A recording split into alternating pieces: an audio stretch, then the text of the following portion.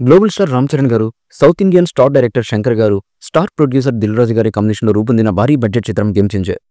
ఈ చిత్రంలో కీరా అద్వానీ, అంజలి, శ్రీకాంత్, ఎస్.జె. సూర్య కీలకమైన పాత్రలు నటించారు. ఈ సినిమాను శ్రీమతి అనిత సమర్పణలో Sri Venkateswara creations, Zee studios, Dil Raju production banner పై దిల్ రాజు గారు అత్యంత భారీ బడ్జెట్తో నిర్మించారు. సంక్రాంతి పండుగ సందర్భంగా జనవరి 10న ఈ చిత్రం తెలుగు, తమిళం, హిందీ భాషల్లో విడుదల కాబోతుంది. ఈ సినిమాకు సంబంధించింది సెన్సార్ బోర్డు అధికారులు స్పందన వివరాల్లోకి వెళితే, గేమ్ చేంజర్ సినిమా గత 3 ఏళ్లుగా మెగా అభిమానులను ఊరిస్తోంది. శంకర్ ఈ సినిమాను రకరకాలుగా చెక్కుతూ ఎవరూ ఊహించని విధంగా ఖర్చు పెట్టించారు.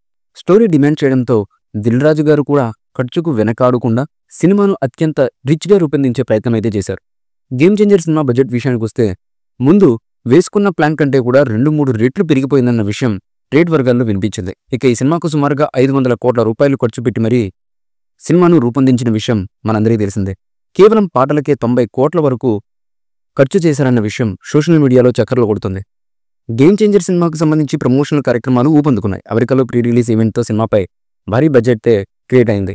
ఇప్పటికీ విడుదలైనటువంటి పాటలకు టీజర్, ప్రమోషనల్ కంటెంట్తో సినిమాపై అంచనాలు ఆకాశాన్ని అంటుతున్నాయి. తాజాగా విడుదలైన ట్రైలర్కు అనూహ్యమైనటువంటి స్పందన అయితే లభిస్తుంది. ఈ క్రమంలో ఈ సినిమాను సెన్సార్ బోర్డు సభ్యులకు ప్రదర్శించారు మేకర్స్. సెన్సార్ బోర్డు సభ్యులకు ప్రదర్శించినటువంటి గేమ్ చేంజర్ సినిమా విషయానికి వస్తే, ఈ సినిమా నిడివి 165 నిమిషాలు, అంటే 2 గంటల 45 నిమిషాలు. మద్యానికి సంబంధించిన కొన్ని పదాలపై అభ్యంతరం తెలిపి వాటిని తొలగించాలని సూచించారు సెన్సార్ బోర్డు. చట్ట ప్రకారం కేరళ అనే పదాలను మార్పులు చేయాలని కోరారు. కొన్ని పేర్లపై అభ్యంతరాలను సైతం వ్యక్తం చేశారు. దాంతో దుర్గాశక్తి, నాగ్బాల్ను సుచిత్ర పాండే మార్చారు.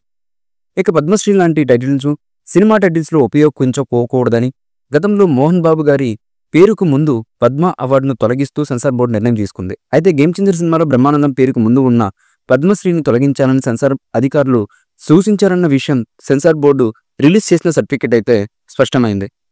సెన్సార్ సర్టిఫికెట్ను పరిశీలిస్తే క్లీన్ సర్టిఫికెట్ ఇచ్చినట్టు కనిపిస్తోంది. ఇక గేమ్ చేంజర్ సినిమా విషయానికి వస్తే, ఫస్ట్ హాఫ్ కంటే కూడా సెకండ్ హాఫ్ ఫ్యాన్స్, సినీ అభిమానులు కట్టిపడిస్తుందని, ద్వితీయ భాగంలో కథ ఎమోషనల్గా చాలా గ్రిప్పింగ్గా చెప్పడంలో దర్శకుడు శంకర్ గారు సక్సెస్ అయ్యారన్న విషయం తాజాగా స్పష్టమైంది. అయితే చిత్ర ప్రమోషన్స్లో భాగంగా గేమ్ చేంజర్ నుంచి 5వ పాటను అతి త్వరలో మేకర్స్ రిలీజ్ చేయడానికి సిద్ధమవుతున్నట్లుగా తెలుస్తున్నటువంటి సమాచారం. ఈ పాట సినిమాకి చాలా హైలైట్గా ఉండడంతో పాటు సినిమాకి చాలా కీలకంగా ఈ పాట నిలుస్తుందని సినీ వర్గాల నుంచి అందుతున్నటువంటి సమాచారం. మరి గేమ్ చేంజర్ నుంచి రాబోయే 5వ పాట ప్రేక్షకులను ఏ విధంగా మైమరిపిస్తుంది అన్నది తెలియాలంటే మాత్రం ఈ పాట రిలీజ్ అయ్యేంత వరకు వెయిట్ చేయక తప్పదు.